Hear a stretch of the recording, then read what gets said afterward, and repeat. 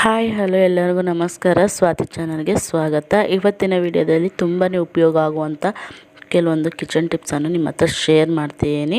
ಈ ವಿಡಿಯೋನ ಎಲ್ಲಿ ಸ್ಕಿಪ್ ಮಾಡಿದೆ ಲಾಸ್ಟ್ವರೆಗೂ ನೋಡಿ. ನನ್ನ ಚಾನಲನ್ನು ಸಬ್ಸ್ಕ್ರೈಬ್ ಮಾಡಿ. ನಾವು ನಿಂಬೆಹಣ್ಣು ರಸ ತೆಗೆದಾದ್ಮೇಲೆ ಈ ಸಿಪ್ಪೆಯನ್ನು ಬೇಡ ಅಂತ ಬಿಸಾಕ್ತಾ ಇರ್ತೀವಿ. ಅದರಲ್ಲಿ ಒಂಚೂರಾದರೂ ನಿಂಬೆ ರಸ ಅನ್ನೋದು ಮಿಕ್ಕಿರುತ್ತೆ. ಆ ನಿಂಬೆಯನ್ನು ನಾವು ಯಾವ ರೀತಿ ಯೂಸ್ ಮಾಡಬೇಕು, ಯಾವ ರೀತಿ ನಮಗೆ ಉಪಯೋಗ ಆಗುತ್ತೆ ಅಂತ ಈ ವಿಡಿಯೋದಲ್ಲಿ ನಿಮಗೆ ತೋರಿಸ್ಕೊಡ್ತೀನಿ. ನಿಮಗೆ ಈ ವಿಡಿಯೋ ಇಷ್ಟವಾದಲ್ಲಿ ಒಂದು ಲೈಕ್ ಮಾಡಿ, ಶೇರ್ ಮಾಡಿ, ನನ್ನ ಚಾನಲನ್ನು ಸಬ್ಸ್ಕ್ರೈಬ್ ಮಾಡಿ, ಸಪೋರ್ಟ್ ಮಾಡಿ. ಬನ್ನಿ ಸ್ಟಾರ್ಟ್ ಮಾಡೋಣ.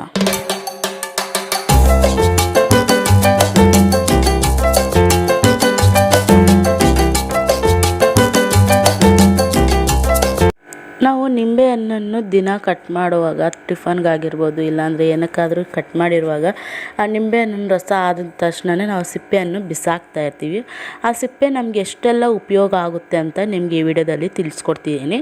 ನಿಮಗೆ ಈ ವಿಡಿಯೋ ಸ್ವಲ್ಪ ಆದರೂ ಇಷ್ಟವಾದಲ್ಲಿ ಒಂದು ಲೈಕ್ ಮಾಡಿ, ನನ್ನ ಚಾನಲನ್ನು ಸಬ್ಸ್ಕ್ರೈಬ್ ಮಾಡಿ, ನಿಮ್ಮ ಫ್ರೆಂಡ್ಸ್ ಫ್ಯಾಮಿಲಿ ಮೆಂಬರ್ಸ್ಗೂ ಈ ವಿಡಿಯೋನ ಶೇರ್ ಮಾಡಿ, ನನ್ನ ಚಾನಲನ್ನು ಸಬ್ಸ್ಕ್ರೈಬ್ ಮಾಡಿ ಸಪೋರ್ಟ್ ಮಾಡೋಕ್ಕೆ ಹೇಳಿ. ಫಸ್ಟು ನಾವು ನಿಂಬೆಹಣ್ಣು ಸಿಪ್ಪೆಯನ್ನು ಏನಕ್ಕೆಲ್ಲ ಯೂಸ್ ಮಾಡಬೇಕು ಅಂತ ತೋರಿಸಿದ್ದೀನಿ. ನಾವು ನಾನ್ ವೆಜ್ ಏನಾದರೂ ಐಟಮ್ಸು ಇಲ್ಲಾಂದರೆ ವೆಜ್ ಐಟಮ್ಸ್ ಏನಾದ್ರು ಮಾಡುವಾಗ ಸ್ಟವ್ ಮೇಲೆಲ್ಲ ಚೆಲ್ಲಿರುತ್ತೆ, ಅದು ಸ್ವಲ್ಪ ಬ್ಯಾಡ್ ಸ್ಮೆಲ್ಲೆಲ್ಲ ಬರ್ತಾ ಇರುತ್ತೆ. ಆ ಬ್ಯಾಡ್ ಸ್ಮೆಲ್ಲನ್ನು ಹೋಗೋದಕ್ಕಂತ ಈ ಟಿಪ್ಪನ್ನು ನಿಮಗೆ ತೋರಿಸ್ಕೊಡ್ತಿದ್ದೀನಿ. ನಾವು ನಾನ್ ವೆಜ್ ಮಾಡುವಾಗ ತುಂಬಾ ಬ್ಯಾಡ್ ಸ್ಮೆಲ್ ಬರ್ತಾ ಇರುತ್ತೆ. ಸ್ಟವ್ ಆಗಿರ್ಬೋದು, ಸಿಂಕ್ ಆಗಿರ್ಬೋದು, ಕಿಚನ್ ಆಗಿರ್ಬೋದು, ಏನೋ ಒಂದು ಪಾತ್ರೆಗಳಾಗಿರ್ಬೋದು, ತುಂಬಾ ಬ್ಯಾಡ್ ಸ್ಮೆಲ್ ಬರ್ತಾ ಇರುತ್ತೆ. ಆ ರೀತಿ ಬರಬಾರ್ದು ಅಂದರೆ ನಾವು ಸ್ಟವ್ ತೊಳೆದಾದ್ಮೇಲೆ ಈ ರೀತಿ ಸ್ವಲ್ಪ ನಿಂಬೆಹಣ್ಣು ರಸ ತೆಗೆದಿದ್ದು ಸಿಪ್ಪೆ ಇರುತ್ತಲ್ಲ, ಆ ಸಿಪ್ಪೆಯನ್ನು ತಗೊಂಡು ಸ್ವಲ್ಪ ಉಪ್ಪು, ನೀವು ಬೇಕಾದರೆ ಅಡುಗೆ ಸೋಡಾನು ಹಾಕ್ಕೋಬೋದು. ನಾನಿಲ್ಲಿ ಉಪ್ಪು ಮಾತ್ರ ಹಾಕ್ತಾಯಿದ್ದೀನಿ. ಸ್ವಲ್ಪ ಉಪ್ಪನ್ನು ಹಾಕ್ಕೊಂಡು ಸ್ವಲ್ಪ ಅದನ್ನು ಆ ಸಿಪ್ಪೆಯಲ್ಲಿ ತಗೊಂಡು ಈ ರೀತಿ ಕ್ಲೀನಾಗಿ ಉಜ್ಜಬೇಕು.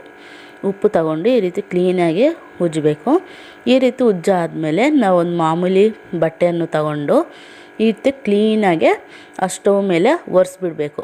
ಈ ರೀತಿ ಕ್ಲೀನಾಗಿ ಒರೆಸಿದ್ಮೇಲೆ ನಮಗೆ ಆ ಬ್ಯಾಡ್ ಸ್ಮೆಲ್ ಅನ್ನೋದು ಬೇಗ ಹೊಟ್ಟೋಗ್ಬಿಡುತ್ತೆ.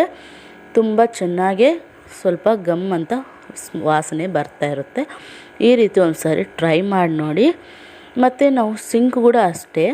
ಸಿಂಕ್ ಕೂಡ ನಾವೇನಾದರೂ ಪಾತ್ರೆ ತೊಳೆಯುವಾಗ, ಇಲ್ಲಾಂದರೆ ನಾನ್ ವೆಜ್ ಐಟಮ್ಸ್ ಏನಾದರೂ ಚಿಕನ್ನು ಇಲ್ಲ ಫಿಶ್ಶು ಏನಾದರೂ ನೀರಿನಲ್ಲಿ ತೊಳೆದಿರ್ತೀವಿ, ಆ ನೀರೆಲ್ಲ ಸಿಂಕಲ್ಲೇ ಇರುತ್ತಲ್ಲ, ಅದು ಕೂಡ ಸ್ವಲ್ಪ ಬ್ಯಾಡ್ ಸ್ಮೆಲ್, ಸಿಂಕ್ ಅಂದರೆ ತುಂಬಾ ಬ್ಯಾಡ್ ಸ್ಮೆಲ್ ಬರ್ತಾ ಇರುತ್ತೆ. ಆ ಬ್ಯಾಡ್ ಸ್ಮೆಲ್ ಕೂಡ ಹೋಗ್ಬೇಕಂದ್ರೆ ಈ ರೀತಿ ಸ್ವಲ್ಪ ಉಪ್ಪನ್ನು ತಗೊಂಡು ಅದರಲ್ಲಿ ಪ್ರೆಸ್ ಮಾಡ್ತಾ ಈ ರೀತಿ ಕ್ಲೀನಾಗಿ ಆ ನಿಂಬೆಹಣ್ಣು ತಗೊಂಡು ಚೆನ್ನಾಗೆ ಉಜ್ಜಬೇಕು. ಈ ರೀತಿ ಆ ಸಿಪ್ಪೆಯನ್ನು ಕ್ಲೀನಾಗೆ ಉಜ್ಜಿದ್ರೆ ನಮಗೆ ಆ ಬ್ಯಾಡ್ ಸ್ಮೆಲ್ ಎಲ್ಲ ಹೋಗ್ಬಿಡುತ್ತೆ. ಮತ್ತು ನೀವು ಬೇಕಾದರೆ ಇದರಲ್ಲಿ ಸ್ವಲ್ಪ ಬಿಸಿನೀರನ್ನು ಹಾಕ್ಕೊಂಡು ಒರೆಸ್ಬಿಡಿ. ಈ ರೀತಿ ನೀರಲ್ಲಿ ಚೆನ್ನಾಗಿ ತೊಳಿರಿ. ಈ ರೀತಿ ತೊಳೆಯೋದ್ರಿಂದ ನಮಗೆ ಸಿಂಕ್ ಆಗಿರ್ಬೋದು ಮತ್ತು ಸ್ಟವ್ ಆಗಿರ್ಬೋದು, ಈ ರೀತಿ ಏನೇ ಒಂದು ನಮಗೆ ಬ್ಯಾಡ್ ಸ್ಮೆಲ್ ಅನ್ನೋದು ಬರೋದಿಲ್ಲ. ನೀವು ಪಾತ್ರೆ ಉಜ್ಜಬೇಕಾದ್ರೂ ಕೂಡ ಸ್ವಲ್ಪ ಈ ನಿಂಬೆ ರಸ ಮತ್ತು ಸ್ವಲ್ಪ ಉಪ್ಪನ್ನು ಹಾಕ್ಕೊಂಡು ಪಾತ್ರೆಗಳನ್ನು ತೊಳೆಯಿರಿ, ಬ್ಯಾಡ್ ಸ್ಮೆಲ್ ಅನ್ನೋದು ಬರೋದಿಲ್ಲ. ಈ ರೀತಿ ಒಂದು ಸಾರಿ ಟ್ರೈ ಮಾಡಿ ನೋಡಿ, ತುಂಬಾ ವರ್ಕ್ ಆಗುತ್ತೆ.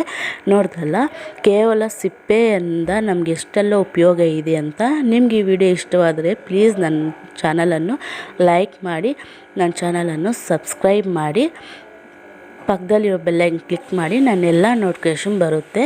ಹಾಗೂ ಫ್ರೆಂಡ್ಸ್ ಫ್ಯಾಮಿಲಿ ಮೆಂಬರ್ಸ್ ಜೊತೆ ನಾನು ವೀಡಿಯೋನ ಶೇರ್ ಮಾಡಿ ಸಬ್ಸ್ಕ್ರೈಬ್ ಮಾಡೋಕ್ಕೆ ಹೇಳಿ.